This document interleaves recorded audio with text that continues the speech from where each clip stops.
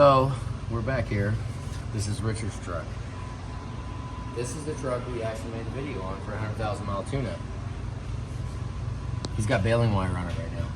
You see that?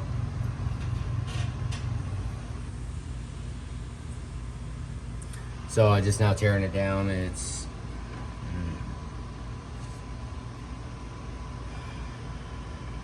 we're gonna get to. Let me show you. Just look around. We are going to get to go around this and basically redo whatever's wrong. I'm imagining probably something was up with the threads, with the bolts. Who knows? What they were tight.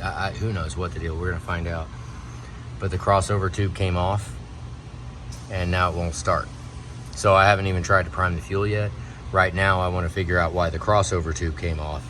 We'll worry about fuel later because I guess there's some bolts missing from somewhere. There's I think he said the bolts from the bottom or something. Maybe they weren't tight enough. Maybe they didn't get tightened.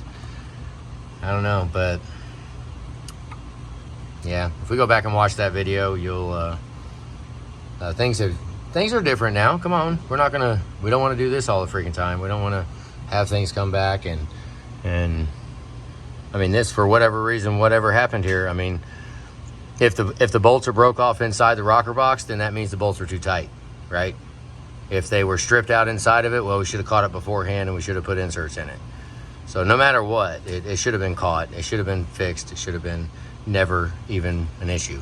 So it does look good though. I mean, well, it did until, you know, it stopped making boost because the crossover tube came off of the valve cover, which we've had one other truck do that exact same thing. So back there we put, let's see, it's got our exhaust on the back. Anybody seen down there? Anything? No. I'm gonna get the coolant bottle out and battery tray coolant bottle, get that gone, and let's see what we see. Probably. Oh yeah, I just took the bottle off. Look, even the bolts are painted. It's all pretty. Didn't even have dust on it yet. That thing must have came off like within 5 seconds of leaving or something. I don't know.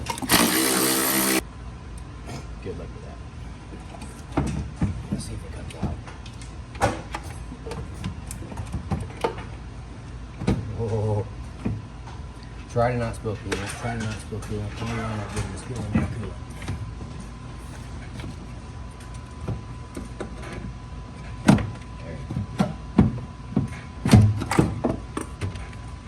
Doesn't always want to come out like at all. That bolt's still on there.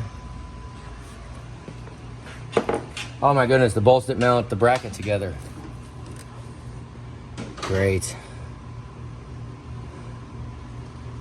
The bolts came out that mount the bracket together.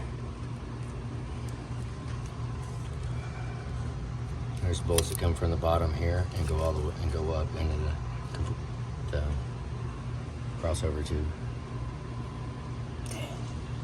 What the heck? I mean, they not get tightened. I mean, it looks like at least the bonus to that is the valve cover, the bottom bracket stayed put. So if the bottom bracket stayed completely put, that's bonus because that means it actually is attached okay. Yeah, it is attached just fine right there with those nuts. Those are what go on there. A bummer. He had it wrapped around with baling wire. Look at that. I mean, I guess it held it on. It didn't hold, well, fuel. Now, I don't know how far this thing moved or what happened with these lines, but we are just gonna hope that from the crossover tube coming off, did something to the fuel cooler and caused us to lose pressure. To lose prime, we call it to lose prime. So if that's the case, then this pump will be okay, but it was only built at 50 pounds, which kind of acts like that'd be a restriction, which would mean a starvation of fuel delivery. So I'm just gonna go through here. We're gonna go ahead and take the crossover tube back off, re-bolt it back on, look around for anything else that's messed up, and then we'll put it back together and then start bleeding fuel. Which maybe we should just go ahead and hook that up to see if we need a pump first. I doubt it.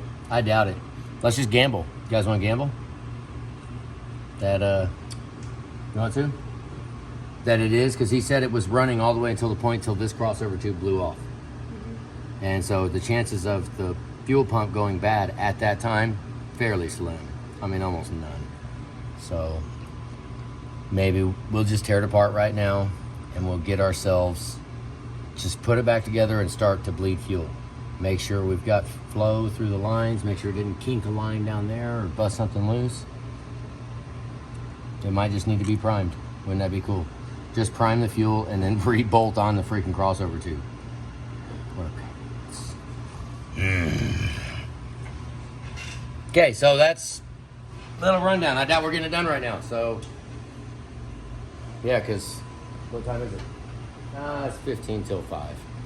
But I wanted to see it, so at least, I mean, just because I'm not actually working on this truck does not mean it's not stuck in my head.